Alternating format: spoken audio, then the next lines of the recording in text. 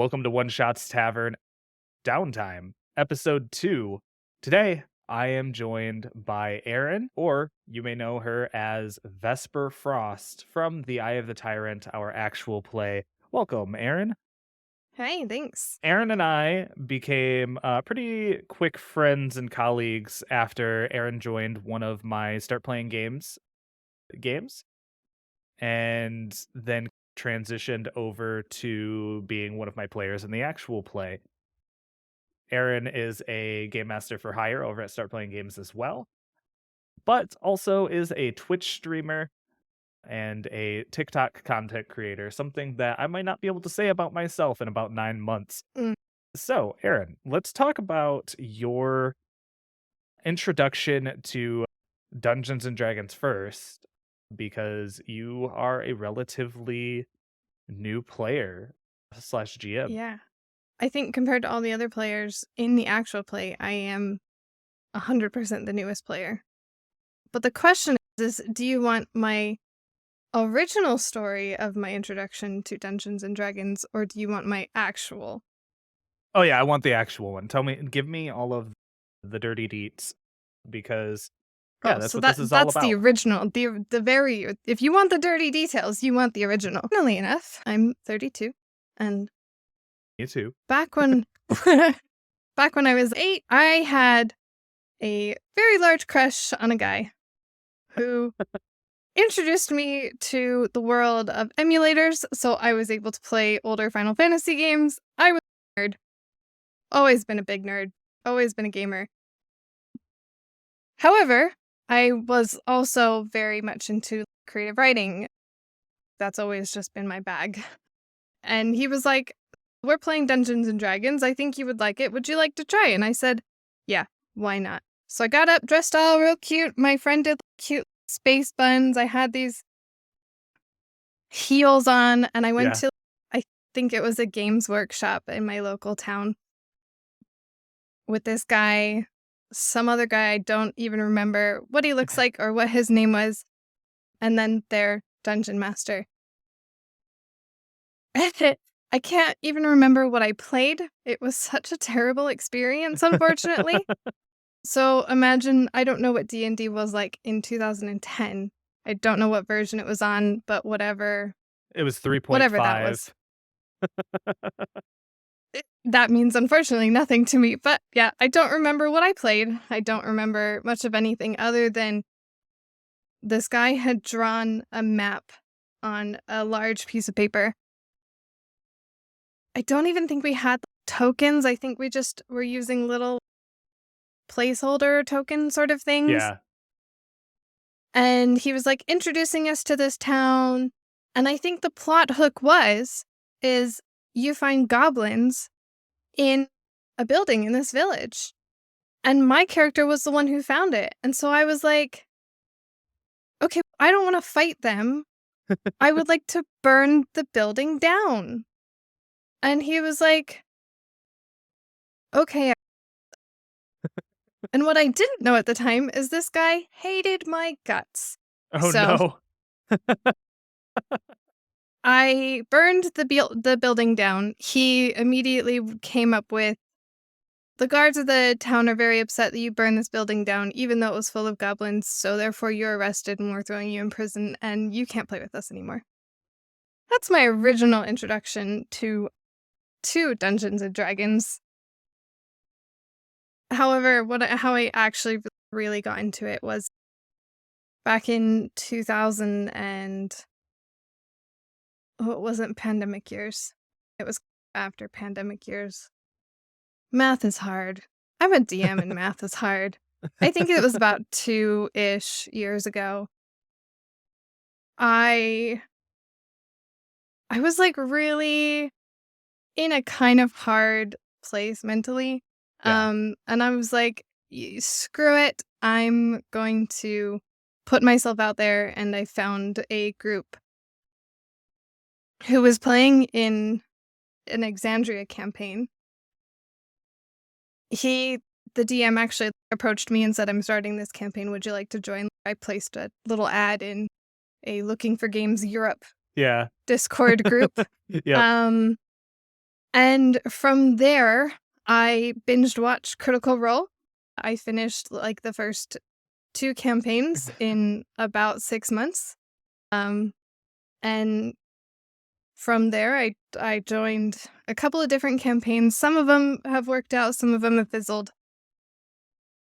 And then I just decided to DM as well. That's yeah. Yeah, it's awesome.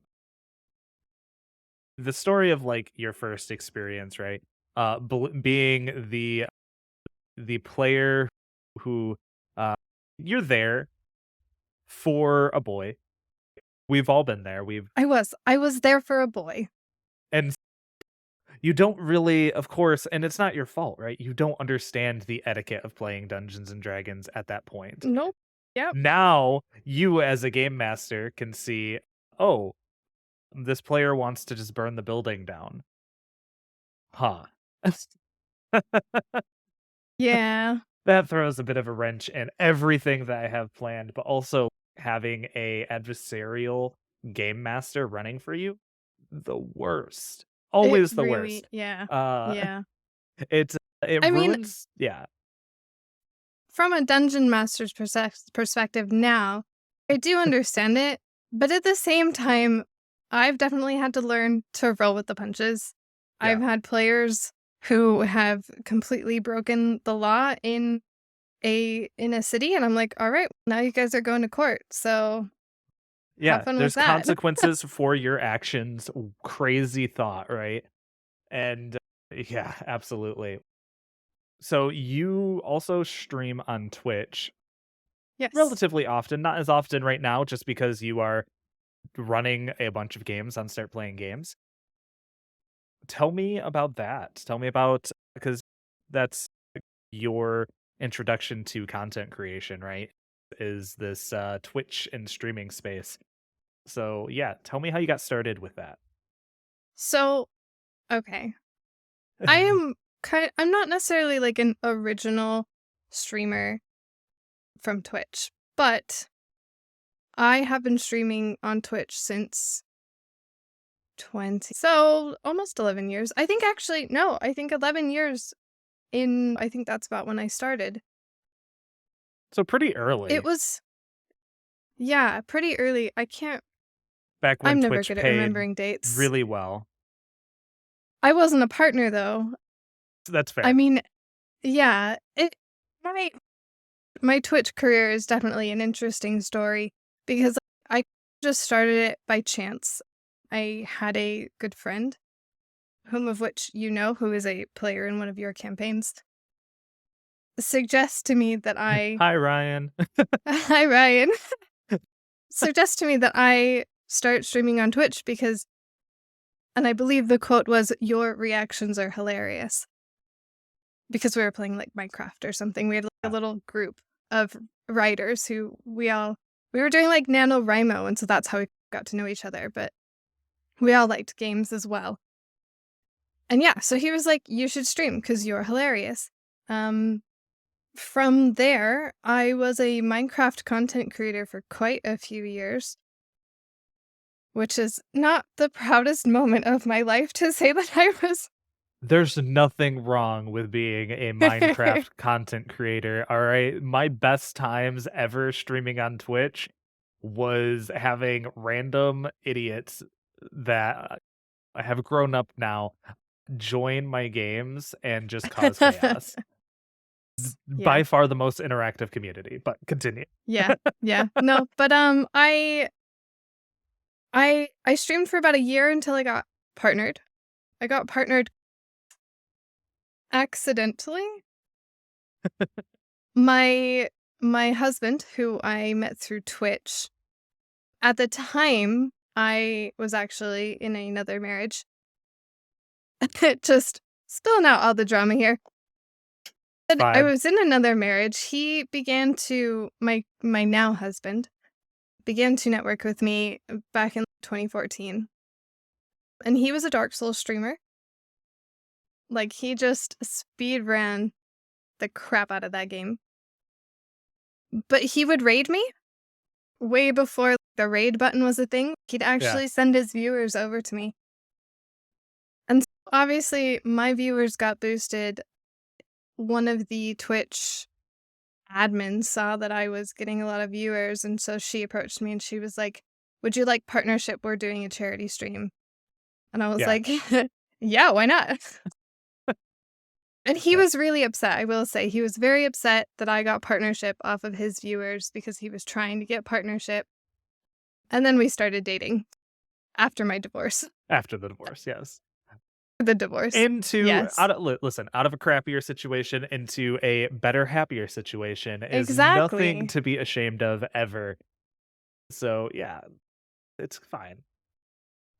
Yeah, I too would probably be a little bit annoyed that the raids that I was sending my crush's way got them Yes, partnered, but yes. not me.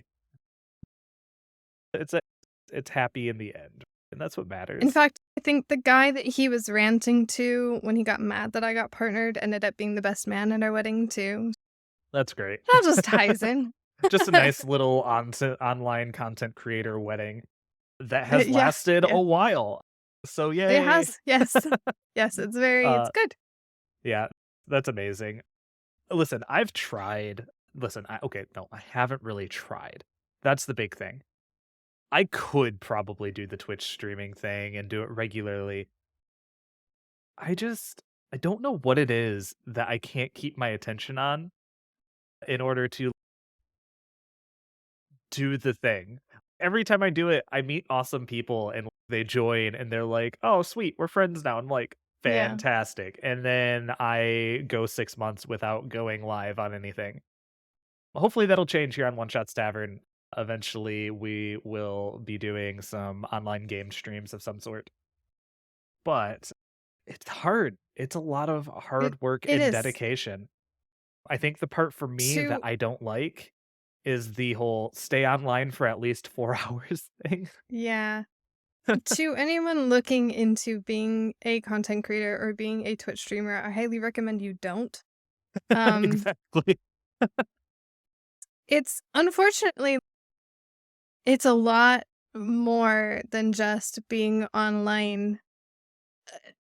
It the sphere has changed, unfortunately. Back when It I was really does. originally a streamer, you all you had to do was be online. But Yeah. now it's you have to be online. You have to put out TikToks, you have to put on Instagram, you have to put out So many YouTube things. videos. So many Yeah. things. And I struggle myself making sure to put out a daily TikTok video. Yeah.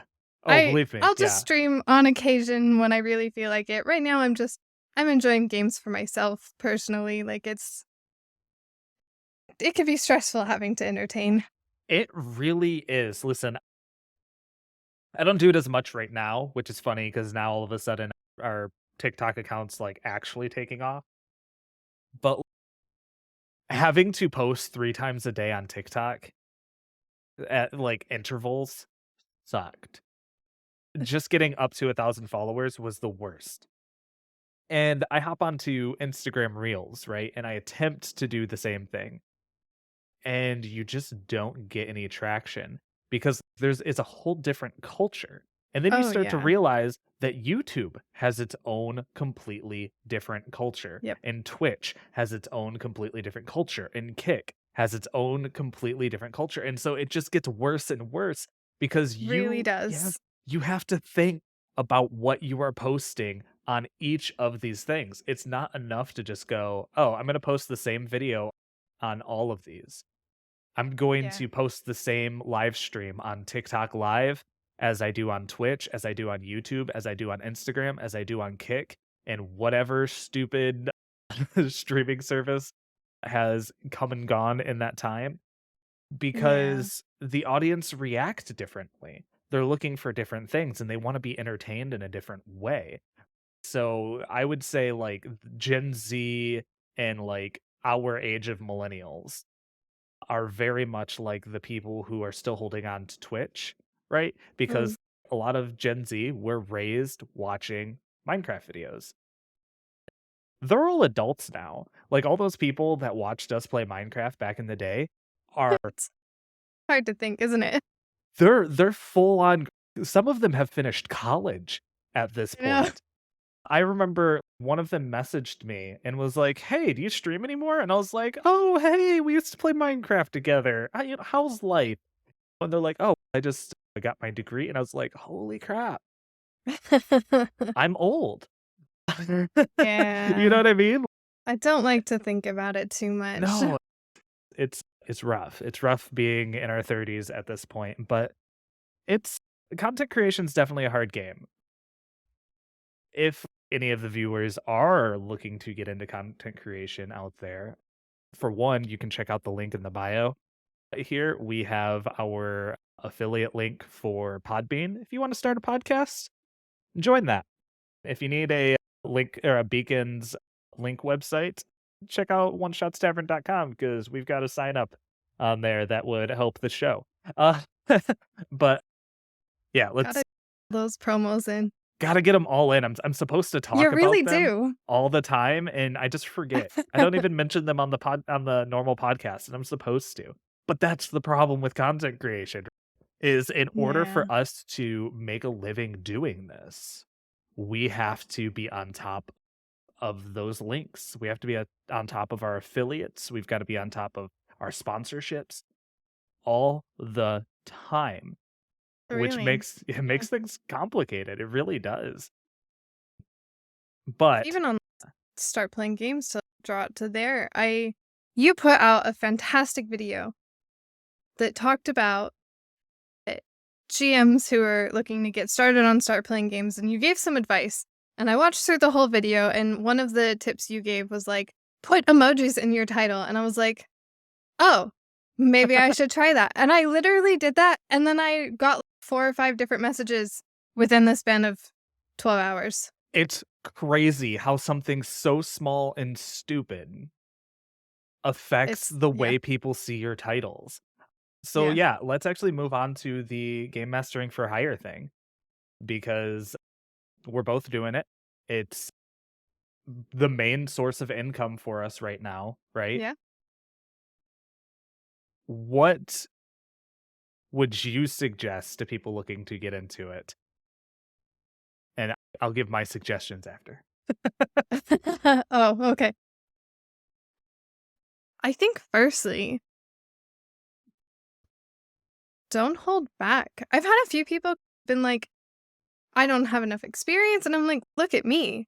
I, in terms of experience, I don't have very much experience. So I just say, if you want to be a GM, whether it's for a GM for hire or a GM just for free, just do it.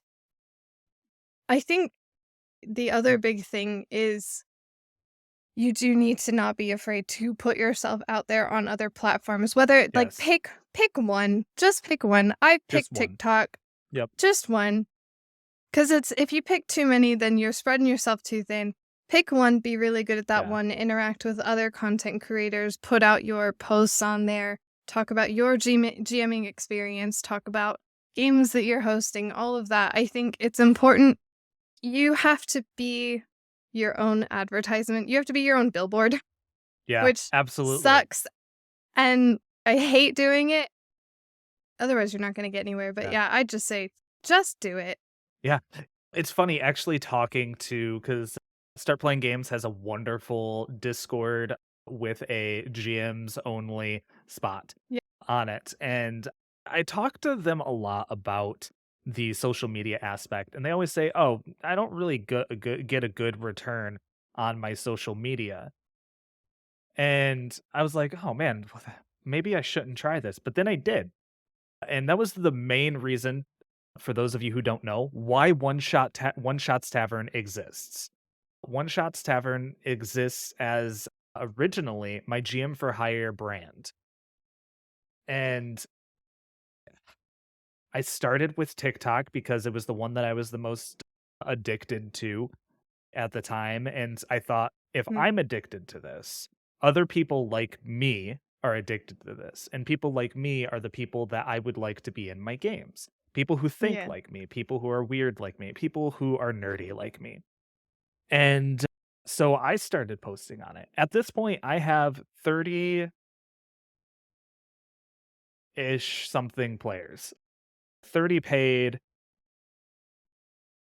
no, sorry, 28 paid at this point, and then I have another 8 players who are in a friend's game, and then, of course, the actual play. Half of those 29, 28, 29 people came from TikTok. And you might think, that's only 14 people. Still, that's half of my income came from me talking to people on TikTok, which is one of the reasons why I'm a little mildly worried about the possibility of TikTok being banned. Do I think it's going to be banned? I hope not. I really hope that I'm eh, crossing my fingers for you guys. I think the Supreme Court is gonna shut it down because they've shut Yeah. down other TikTok bans across states who were like, "We are gonna ban this over free speech." And I can't see them having a reason to change that. There's already a precedent, but we don't know, and that's anxiety inducing. But half of my players came from TikTok, and all it took was most of my week creating content and posting regularly. It got easier after I got to 1,000 followers because then could have a link in my bio. But now That we're at does help. like almost 26. No, we are at 2,600 followers on TikTok. Oh, So nice. growing like 40 people a day because I started talking about game mastering for hire. And people were really interested in that, which works for the brand. And also, we're going to talk about it on an episode of the podcast where we just talk about game mastering for hire. But anyway, it's I I yeah, actually have kind of a good example for yeah, how well absolutely. TikTok can work. I had a game where 3 players just suddenly all dropped for, like, various reasons. And so I came to my other 3 players and I proposed, I said, "Hey, I still wanna run the game for you guys. Let me, like, run, like, a module for you just to write that into the campaign a little bit so you guys aren't left without a game." And then I went to TikTok and I literally just said, "I am hosting a game in 3 hours, and if you wanna play D&D in 3 hours and Yeah, be in my game, join." And I got 2 players from that. Like, absolutely. it actually works. And it doesn't have to be, like, scummy advertisement or anything like that. It's literally you are putting yourself out there Yeah, you to got an have people extra play games. 20, $30 in your pocket and you wanna play a one shot tonight, come join. And that's actually the interesting thing. Start playing games, typically, players coming from start playing games are less likely to interact with a one shot if they are not already one of the players of that GM. Mm. TikTok, on the other hand, allows for them to jump into a one shot. They're more interested. They're more It was, interested. yeah, no, it was a long-term campaign, though, so they've, like, actually Oh, that's signed up for awesome. a full campaign, so Yeah. it's worked out That's the even better. best. Yeah, absolutely. Here's the thing. A lot of the times you wanna run like a one shot, and that's a lot of the GMs starting out on start playing games are like, "Oh, I'm gonna post a one shot, I'm gonna do this," and it's like, they actually recommend to run campaigns on start playing games because Yeah, people who are coming from start playing games are going to be more interested in joining a full on campaign. Of course, you getting those players is the same way I got most of or a good half of my players is just saying, yeah, "Hey, yeah, I've got this game. This is the time. This is the place." And you always get people who are like, "I'm super interested, but that time doesn't work for me." And they stick around just to see if you're going to post a game in the time that yeah, they want to play. And yeah, it's nice, like, building up this little community. You've had a bit of a head start on doing the building of a community thing than I have little going from your Discord or going from Twitch to this. So, like, you have a nice user base to advertise to right off the bat, which is nice. funnily enough, though, none of my Twitch players, or Twitch watchers rather, are in any of my campaigns. That is fascinating to me because that's another reason why I look at TikTok and say this is such an amazing resource for this industry because the conversion rates from these other platforms, Twitch, YouTube, Instagram, sucks. Yeah. It's hard to get people on those platforms to actually jump in and do the thing. Whereas on TikTok, literally all we have to do is post, and then the interest is what makes it not viral, but Mm. 5,000 views, which is often a lot better than our normal videos are getting.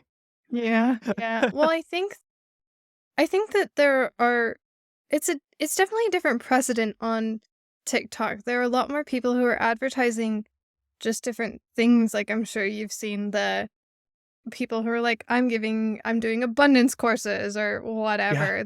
Yep. Some sort of courses that you have to pay for. I think TikTok, for some reason, just attracts the people who are interested in picking up Doing courses something. and Yeah. paying for things.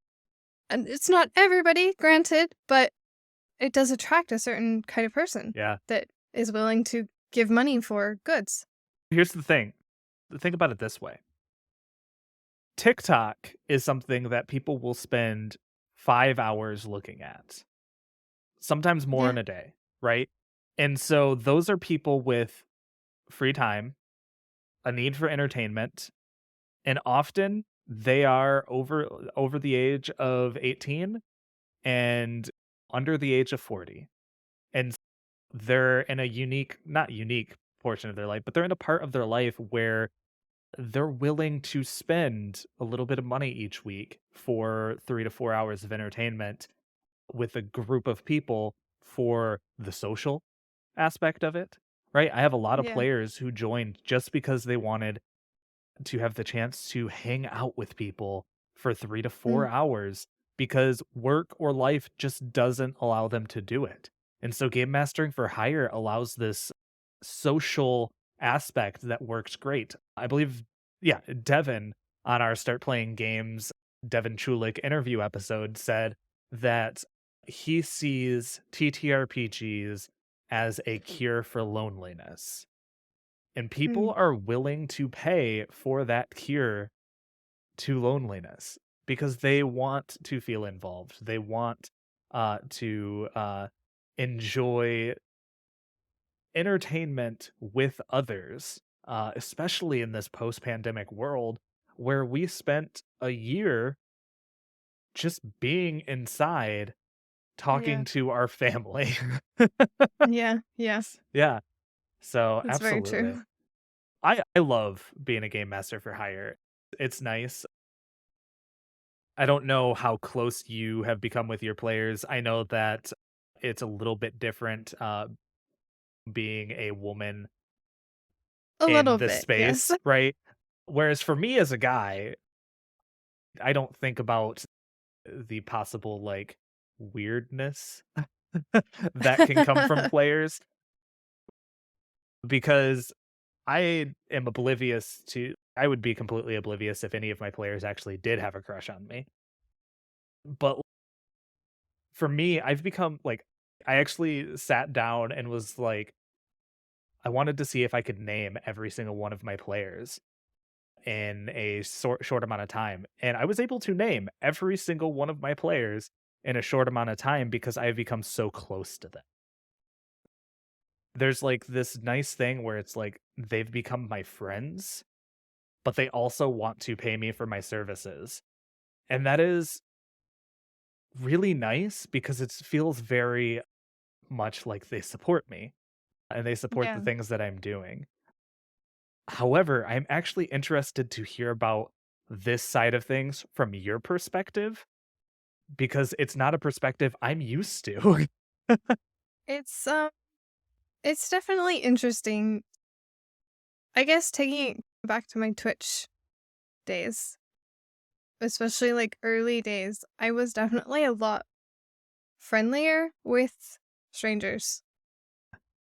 But unfortunately that kind of does turn into I I had a guy who unfortunately developed a very parasocial like romantic relationship with me. Yeah. And I wasn't aware, obviously, and if I had been aware, then I would have shut it down.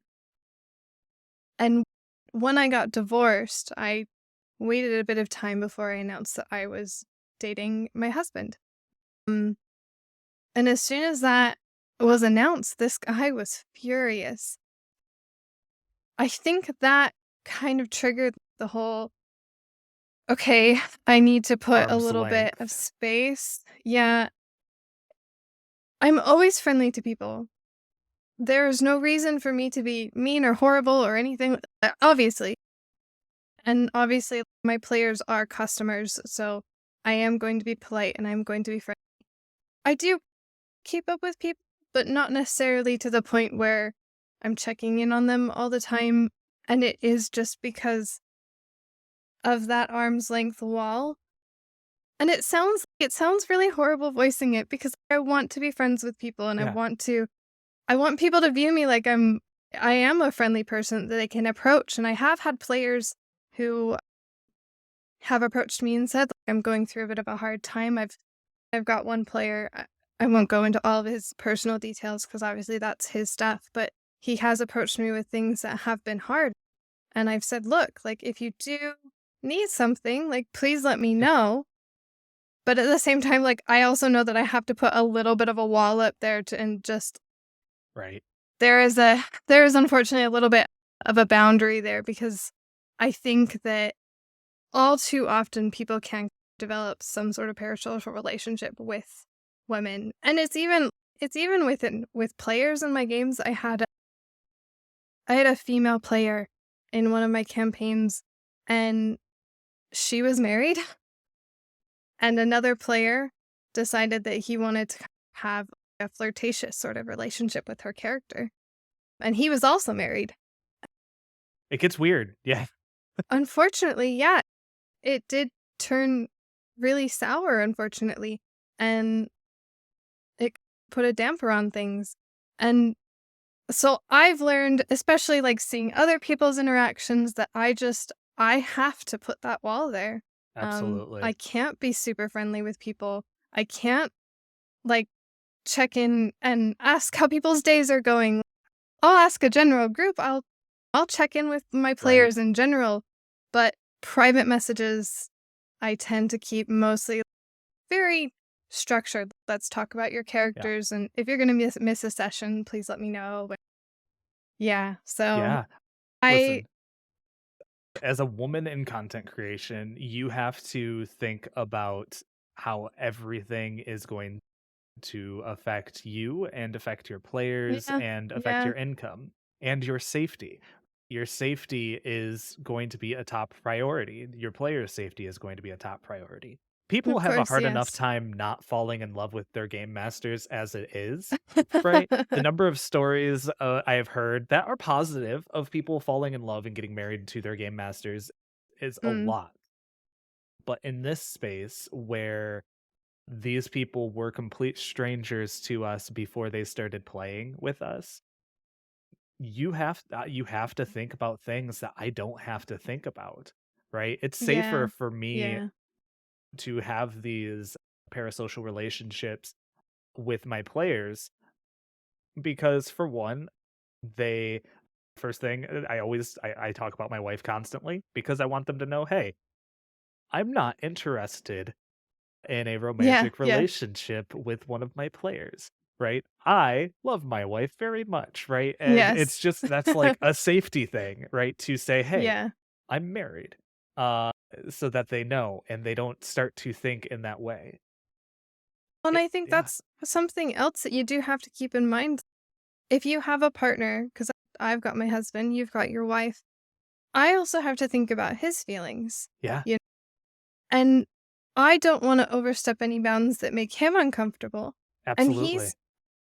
he's had to come to this acceptance of my wife is a content creator, my Yeah, wife is a GM, and I public do facing mostly figure. GM. Yeah, and I do mostly GM for men, Yeah. and of course, if you're not stable in your own relationship, that can create tension and problems and instability, and luckily, I have such a wonderful, supportive husband who I'm in such a secure relationship with.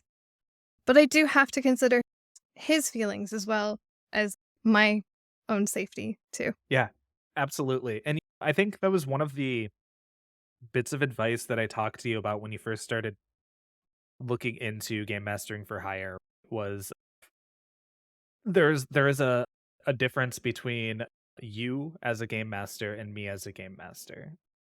And it is, as a woman, you don't have to prove yourself to be as safe as I would have to, right?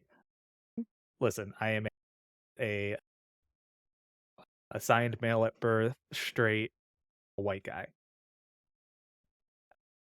I have to prove to my customer base that I am a safe person for them to Yeah. be Yeah. around because I have a diverse set of players who might be a bit uncomfortable with me until I've proven myself. And I think one of the first bits of advice gave you was, listen, I had to start off at the $15 range because I had to earn my way up and I had to Y prove it. And I completely understand because, of course, a lot of problematic things have come from straight white men in this world, believe it or not. unfortunately. Unfortunately, but it's true. Whereas I think I told you to start at like $20 to $25, even up to Yeah, you did. $30 because have this space to be a little bit safer. I'm actually surprised though when you say that most of your players are men because I don't know what it's like to be a woman. So I don't really know how that works. I try to understand as best as I can, but I really expected for you to have a much larger woman identifying player base. I expected that as well. I do currently have somebody who is interested in joining one of my games who wants to who's in a believe a queer relationship because she said I'm looking for a queer safe for me and my girlfriend. And yeah, I that's what I was expecting is I was expecting more female members to join, but it is mostly men. I Yeah. think as much as we like to as much as we like to see diversity in games in any sort of gaming sphere, it is still predominantly Primarily male. men. Yeah. Yeah. I don't think it surprised me too much when all of my players, not all of them, but most of them turned out to be men. Yeah. I It think I recently did the math on my players. And while, yes, predominantly most of my players identify as men, I think it was something like 35% of my players are identify as women. And that kind of felt nice because I was like, oh, I they see me as a safe person, and that's definitely wonderful, because I wanna be a safe person for all of Yeah, my yeah. players all the time. So, it's really been an interesting journey for me as a game master, but let's pivot over now to Mhm. Vesper Frost and your introduction to Cypher System. I know that Cypher System is still new to you, mostly Very, because very our new. recording is a bit sporadic for the moment until everything settles down. What do you think of Cypher System and the narrative tools that it offers to tell a story? So, okay, I really only have D&D 5e to compare to. I did Yes. play 2 games of Pathfinder, which that game unfortunately fell apart, so I don't really have much to compare with Pathfinder. But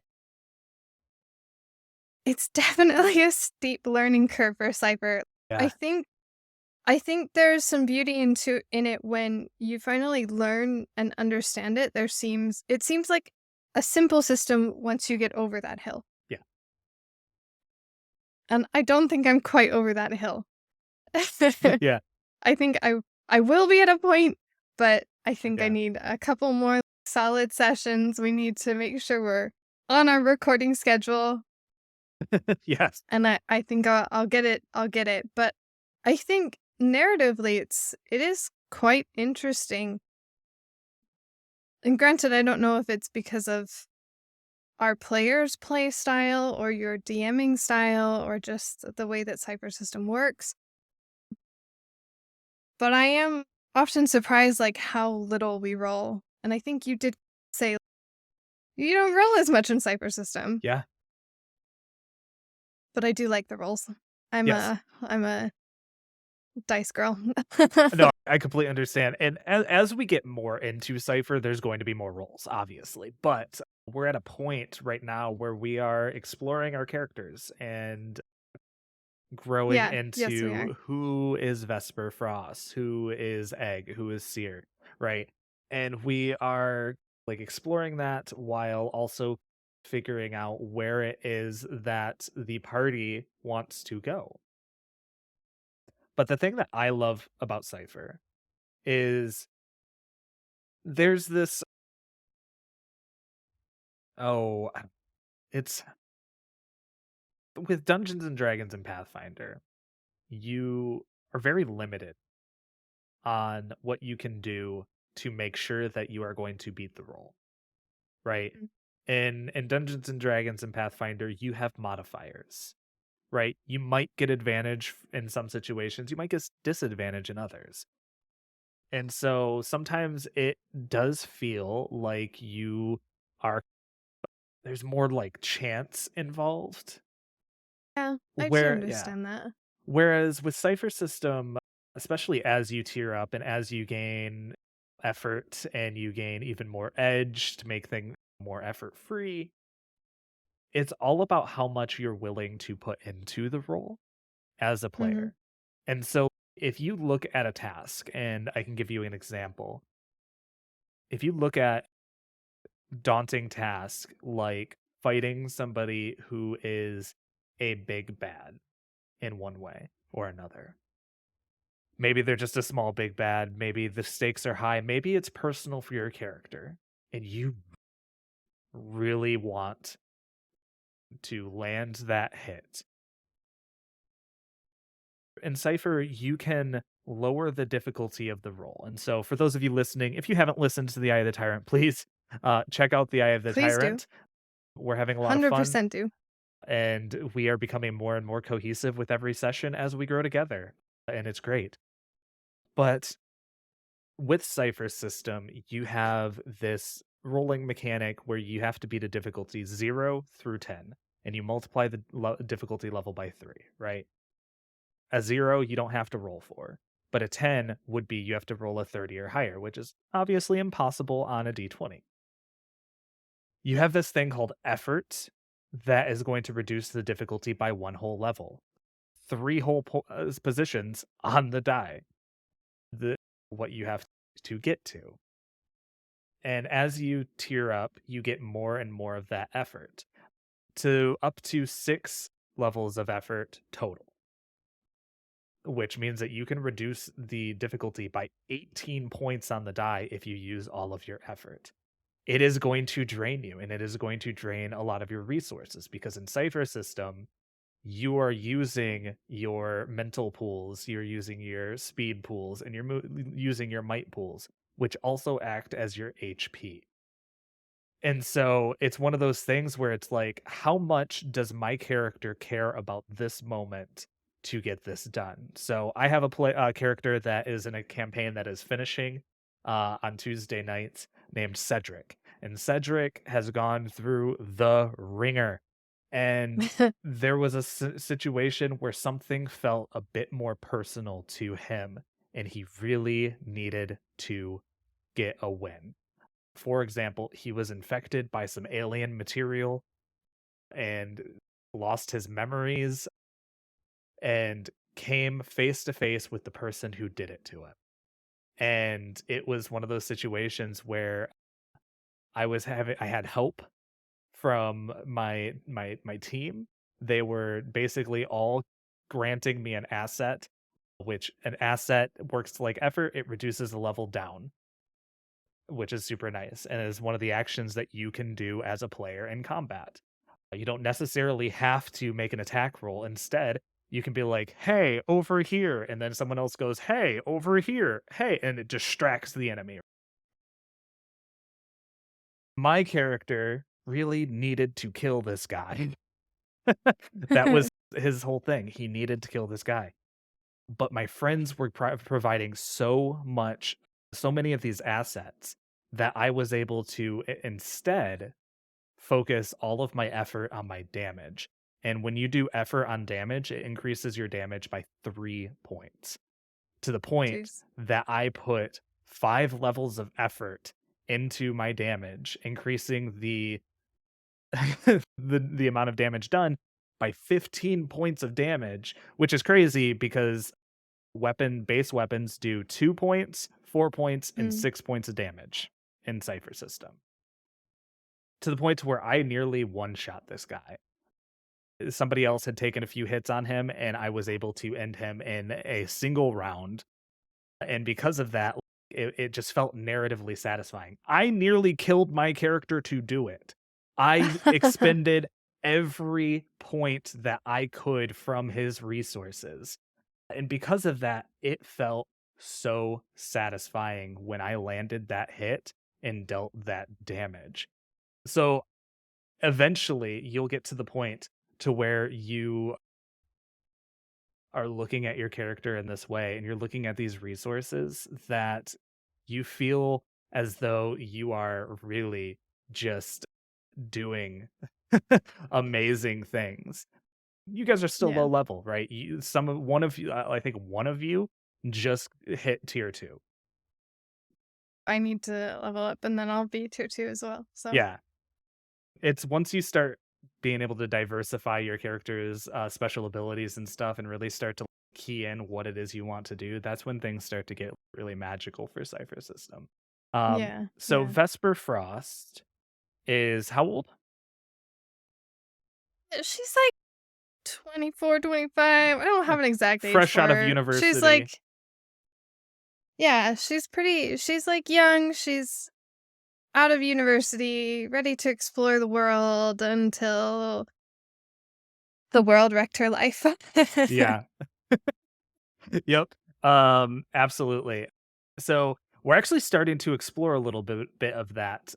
Vesper doesn't know that we're starting to explore a little bit of that. Mm. But in the latest episode, PK is starting to get a bit into the backstory of Vesper from the secret organization that has contracted him to bring. So Vesper is an archaeologist, Yes. and which is an odd job to have in a universe where everyone believes that the only people in that galaxy came from one planet and spread out from one planet. Vesper has an inkling, probably due to the professor A that she had, little bit. that maybe that I just isn't. had to spring that Yeah, improv on you. I no, I love it. I love it. Honestly, it helps to build that story.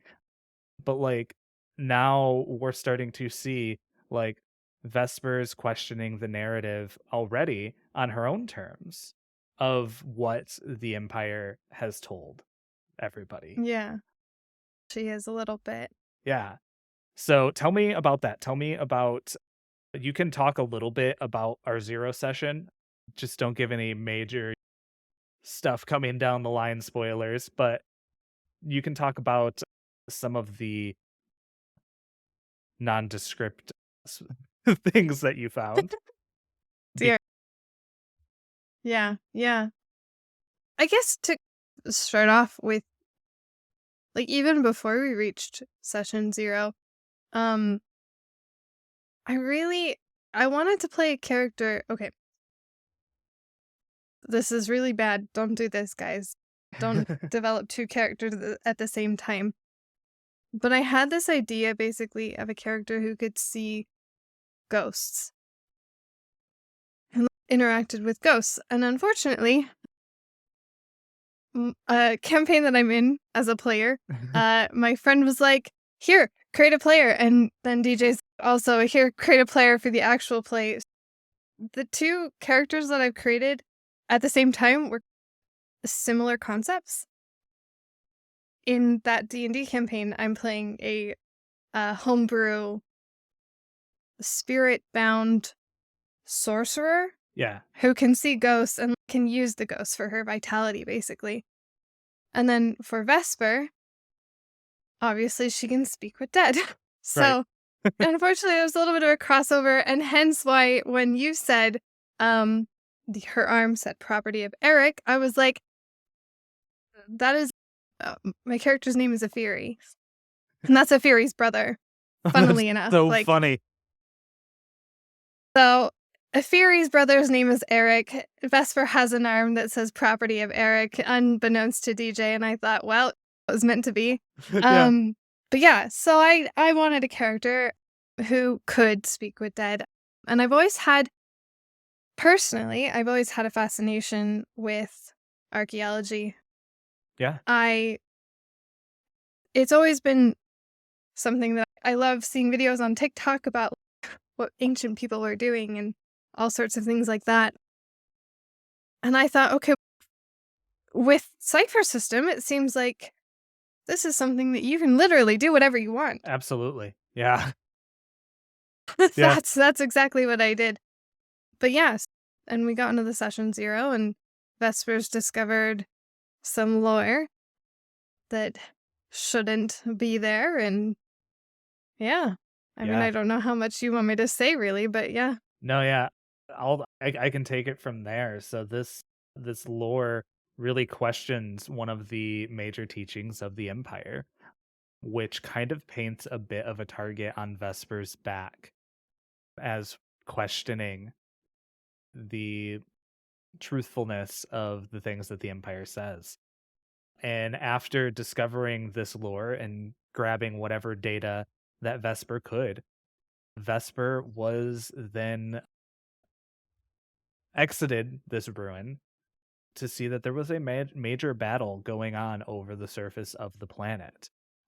Vesper then ran through the woods back towards her ship, where there was a guard waiting. Not a guard, but a soldier waiting. And there was just a bit of an altercation as Vesper decided, nope, because he was going to kill her. And I simply shot his hand. skillfully shot his hand, hopped in her ship, and took off. Unfortunately, the Empire was able to get her, and through essentially through her parents, basically going, throw the book at her. The book was thrown at her, and she entered the Eye of the Tyrant as a prisoner.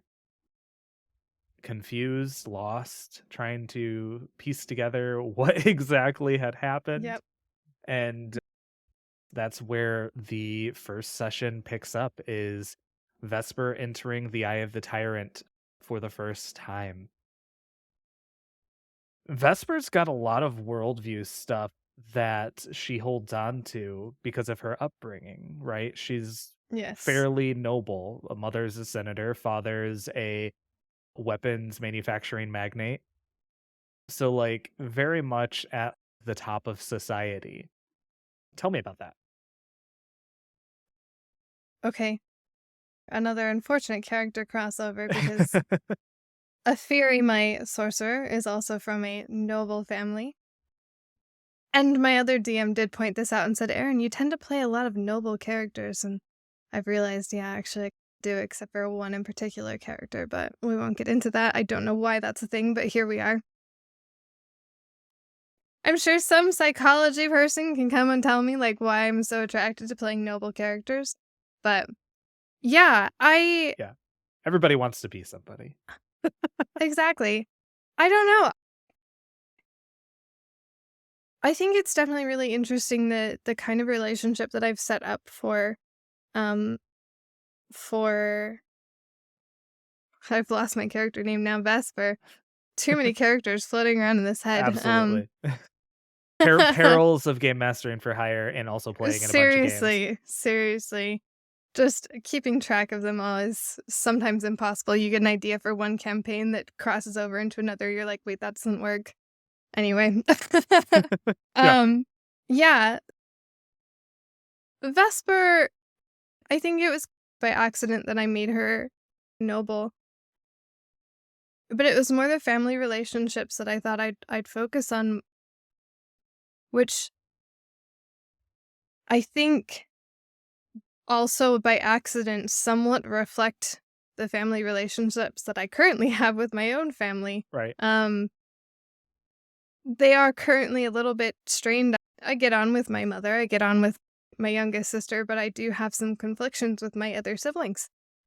And I think when I was writing um Vesper's backstory, I was thinking like, okay, I don't think she gets on very well with her parents.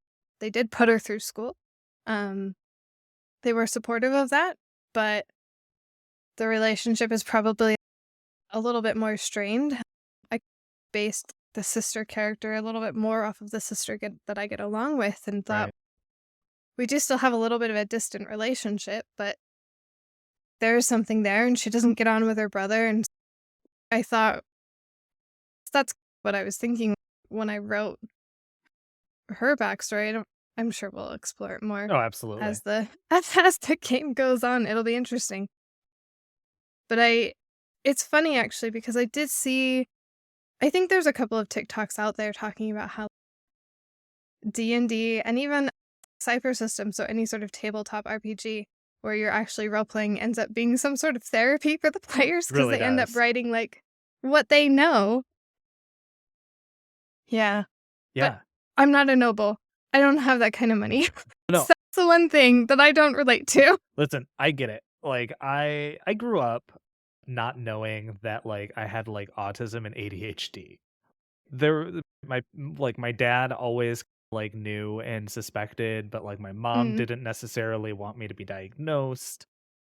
So like I always, even though I'll be honest, I'm gonna say it, I was a very attractive guy in high school. I hold on to those days. I was weird and a bit of an I seemed the type of person who was like thought they were too cool for everyone, but in reality it was I'm awkwardly uncomfortable being around people. It's yeah, not yeah. that I thought that I was better than anyone. It was more I just didn't know how to relate with anybody that I was going to school with. And so because of that, I was like bit of the outcast type. I was the emo kid, then I was the hardcore Mm, kid, and then I was like the artsy photography guy, and yeah, then yeah. I got into film, and it was just esoteric. Come to find out, just hyperfixations, right? The entire childhood, Yeah, yeah, yeah. everything that I loved just was a hyperfixation and a result of my ADHD and autism. But still the edgy stuff, so, you know. Still the edgy stuff. It was always edgy stuff, but that is a regular thing for people like me, right? So Yeah, it's yeah. funny growing up and realizing, oh, not all of these are personality traits, but and that's the Just own thing it. is when you grow up that way and you know, people realize that something's up with you before you realize that something's up with you. A lot of my characters also end up being weirdos, right? Yeah. They end up being some kind I like to play rogues and warlocks an awful lot. I had a very Yeah, religious yeah, upbringing, and so that's often the type of therapy that comes out for me yeah. is like the characters that I am playing are just they're very friendly. They want to be friends with people, but they don't really know how. Because it was Mm. just like this is how I think of things. And so that's how my character thinks of things. And I have a very strong sense of justice. So my players are or my characters are always chaotic good Yeah. because that's how I view the world is like through that chaos Yeah. of the justice and good must prevail like no matter what. And yeah, it's absolutely a thing we do.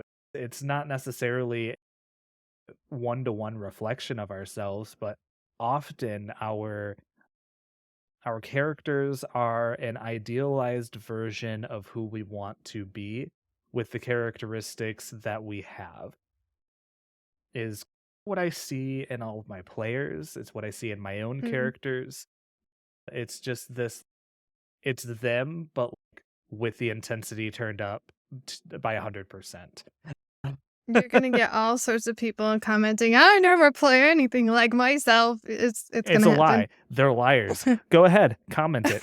Tell me that you never play a character that is who you want to be or who you're afraid of being, because it's going to be one or the other. Either it's who you as a person wish you were, or the person that you are afraid that you could be.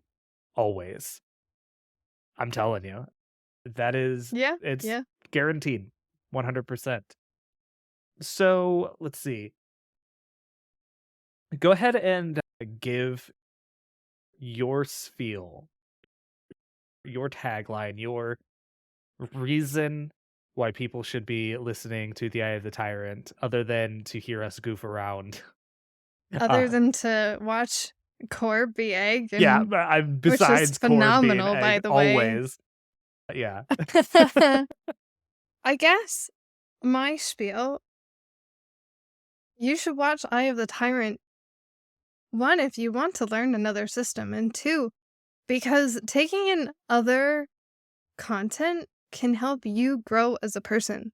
If you are consuming other content, whether it be as a player or a GM or a writer or a movie maker or whatever your creative sphere or even non-creative sphere you are, you can get so many ideas just by listening to other content. And I think that DJ is a phenomenal DM who's putting out an amazing story here, and he's got 3 amazing players and then 1 pretty average player who's myself No, no, playing, you're a great player. but playing in such an interesting campaign where we do get to explore a lot of different topics, and I hope that we continue to explore even more. Like, I just watch it, okay? Just Yeah. I don't think that was a run-on sentence and that ended with "just watch it." No. Just do it. Listen, join us, watch it, join our Discord.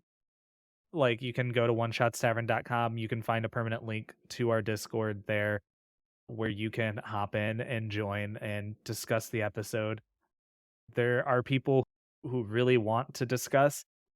There's just they want more people to come in and discuss with them. Yes. And they want people I'll to pop yeah. in discuss with you Yeah, guys if you really want. I'll be absolutely. there Me too on as well. occasion. And if you want to play video games with a bunch of strangers who share similar interests, you can join the Discord as well. Because there are people who have pickup games, there are people who have pickup D&D games. And they just go, "Hey, I want to have this game. You want to play?" But also, you can learn about when any of us have games. We've got a self-promotion channel where we post and say, "Hey, we need players for this and this time. Come join us." Because we just want to foster a really good, caring community of people who all share very similar interests from a diverse walk of life. So we would love to have you all. oneshotstavern.com. Of course, please check out our Patreon as well. You can get a special role in your Patreon that is going to give you a special segment of the Discord where you can discuss about really whatever you want to talk about. And it's a nice little private space for those who have joined our Patreon. But is there anything you would like to get to? Is there are there any games that you have going right now? I'm going to include your start playing games link down in the link section here of the podcast and YouTube. Promote yourself. Yeah. Currently, I think most of my games are full, That's always which good. is quite a feat. I do have, if you're interested in a Call of the Netherdeep campaign, I've got 1 slot on my Tuesday. I've got I run a post-calamity Exandria, so this happens 25 years after the Divergence, so after the Divine Gate's been closed, Calamity's been ransacked through Exandria, slightly adjusted time period just because I can and I'm God. Right. Um, but I've got one I've got one seat for that on my on Saturday, and I'm potentially opening up to single player campaign play by posts that you could check out. Yeah. Um, yeah. I I've considered the play by post. It's it's daunting because it's a lot of reading for me, and I have to read See, all I of it. figured, yeah, I figured if I do a single player play by post, it's not too much because it's 1-to-1. I have considered doing group ones, but because of my time, I'm currently in 9 campaigns, 6 of which Right. I run. So my time is quite full. So I Yep. do have to consider that. But otherwise, I would love to run a group session, maybe sometime in the future, have a better schedule. But Absolutely. we'll see. Everyone, thank you so much for joining us for episode 2 here of Downtime. We're going to have another 2 more of these type of interviews. One's going to be with Braden, one's going to be with PK. We're going to talk about those, and then how we're going to switch things up, and we will be doing a uh, sit down 45 minutes to an hour where it is just us talking about the month episodes that have come out, where basically we just talk about everything that's going on so that way you can stay up to date, and if you miss an episode, it's okay. Still, go back and Get listen to the episode insider when you can. knowledge. Get insider knowledge, hear what we think about the actions of the players, and yeah, again, thank you all so much. Make sure you click the subscribe button here on YouTube or here on the podcast, depending on where you're listening. Follow us both on all of our socials, TikTok especially at One Shots Tavern. What's yours? It's Eryn rolls dice, but it's Eryn. Just Yeah, gotta get the unique spelling in there. of course. It's all about the brand. And yeah, check out our Start Playing Games profiles. If you're interested or would like a specific type of game run for you, please feel free to message us. If we have the time, we can try to get it set up and together, and hopefully fulfill that request. But stick around. Check out the rest of the episodes of One Shots Tavern. If you haven't caught up to the Eye of the Tyrant yet, you've got time. Go right ahead. Each of the episodes is about 2 hours to 2.5 hours long for that digestibility and being able to stay up to date. But I want to thank you, Eryn, so much for joining me Thank today. you. I'm very excited to see the story that Vesper comes full blossom and Yeah. exactly Yeah. where it is she is and what position she finds herself in the galaxy. Until next time, I'm DJ, and this is One Shot Tavern.